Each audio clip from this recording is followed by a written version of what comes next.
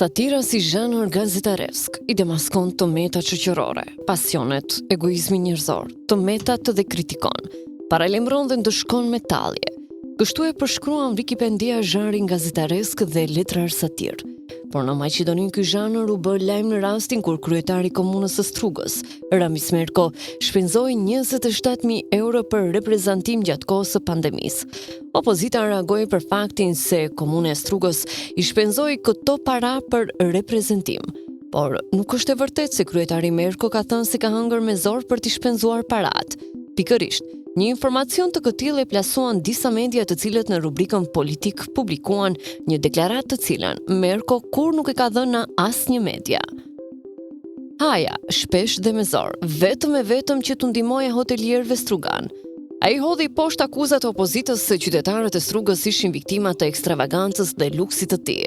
U përgjigj se nëse dikush ishte viktim, ishte mua ai, sepse angazhimi dhe dëshira e tij për të ndihmuar i kishte shkaktuar kolesterol të lartë, diabet, enë të bllokuara të gjakut dhe presion të lartë të gjakut, por megjithatë, ai është i gatshëm të vazhdojë të sakrifikohet për të mirën e struganëve.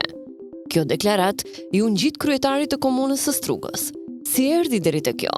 Fillimisht, Paqja Satirike Kooperacia publikoi një tekst satirik me një shënim për këtë në të cilën në mënyrë komike dhe satirike paraqitet gjithë situata në të cilën gjatë pandemisë janë shpenzuar mijëra euro për reprezentim. Por disa media të tjera e morën informacionin si të mirëqen duke menduar se ishte një deklaratë e vërtetë e Merkos, e që nuk është e vërtetë. Është e mundur që humori dhe satira në këtë rast të dukeshin sikur ishin të vërteta, mirëpo deklarata ishte trilluar, e sipër lajmit shkruan qartë se bëhet fjalë për satirë.